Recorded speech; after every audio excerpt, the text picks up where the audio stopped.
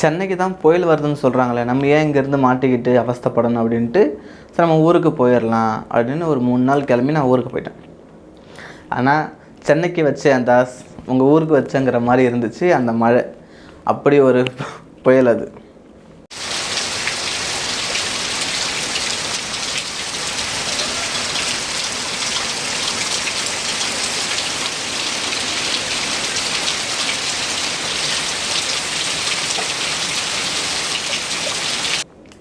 கண்டினியூஸாக ஒரு ட்ராப் கூட நிற்காமல் ஜெயிலில் ஆகப்பட்ட மாதிரி ஆயிடுச்சு அந்த 3 நாள். அப்புறம் 2 நாள் கழித்து மழை பெஞ்சு நின்று அதுக்கப்புறம் அந்த 3ஆவது நாள் முழுக்க தண்ணி எப்படி இருந்துச்சு, தண்ணியில் எப்படி வெளியே போகிறது அப்படி தான் இருந்துச்சு தவிர என்ஜாய் பண்ணல.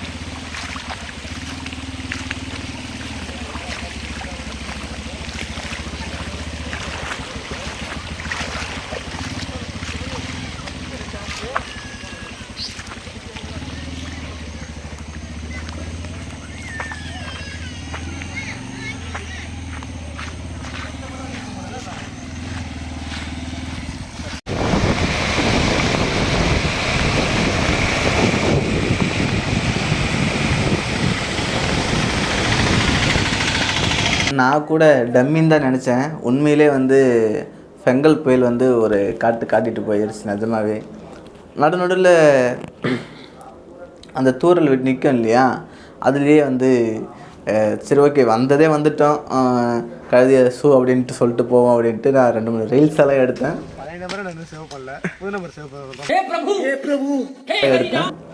அப்புறம் அந்த மழையை பற்றி கடுமையான மழை அப்படிங்கிறதால சரி அதை பற்றி ஏதாவது பேசுவோம் அப்படின்னு சொல்லிட்டு பூரா க்ரஞ்சாக நாங்கள் பேசிக்கிட்டு இருந்ததெல்லாம் இருக்குது.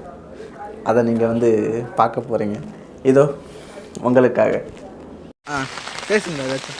என்ன ஒன்றும் புயலானது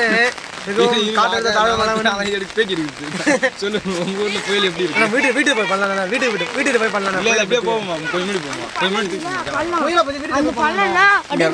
பாருங்க ஒரு மண்ணு மூட்டை இருக்கு.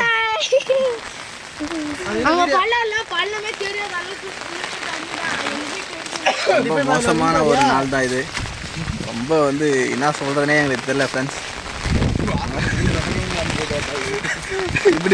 இப்படி ஒரு மோசமான சூழ்நிலையை நாங்கள் சந்தித்ததே கிடையாது.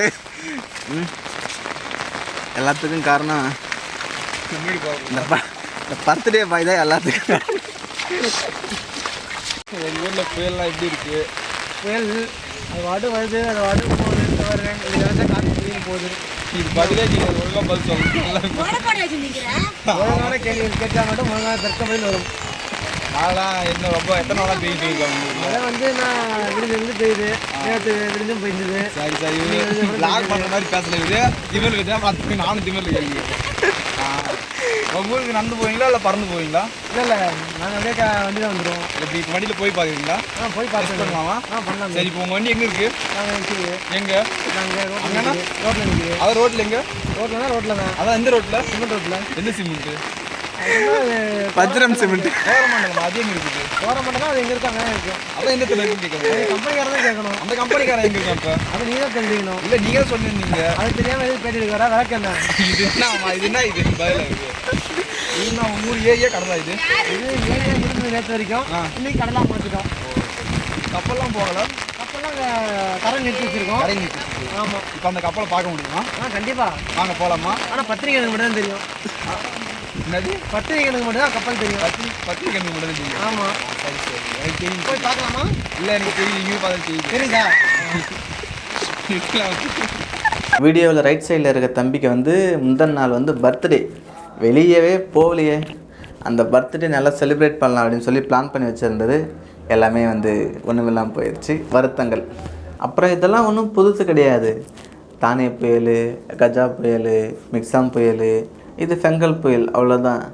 நம்ம அடி வாங்காத ஏரியாவே இல்லைங்கிற மாதிரி ஆயிடுச்சு கடைசியில். என்ன மழை வந்து நிறைய பேருடைய வாழ்க்கையே வாழ்வாதாரம் எல்லாத்தையுமே மாற்றி போட்டுருச்சு. மொத்த அந்த விழுப்புரம் அந்த ஏரியா முழுக்க அது வந்து பெரிய கஷ்டம். ஒரு விஷயம் நடக்கும்போது பேசினாலே மறந்துடும். இதில் இவ்வளோ நாள் கழித்து இந்த வீடியோலாம் எடுத்தால் நிறைய விஷயம் எனக்கு மறந்துடுச்சு. அந்த புயலை ஒட்டி நடந்த நிறைய விஷயங்கள், நிறைய சொல்லணும்னு நினச்ச விஷயங்கள்லாம் எனக்கு மறந்துடுச்சு. ஸோ இந்த மாதிரியான வந்து குளறுபடிகள் இனிமேல் நடக்காமல் எந்த விஷயம் நடந்தாலும் சீக்கிரமாக வந்து அப்போவே வீடியோ எடுக்க ட்ரை பண்ணணும். தயவு செஞ்சு எழுதியாவது வைக்கணும். அதை நான் எனக்கு நானே சொல்லிக்கிறேன். ஸோ இப்படியாக இந்த ஃபெங்கல் புயலிலிருந்து மீண்டு வந்திருக்கிறேன். நன்றி, வணக்கம்.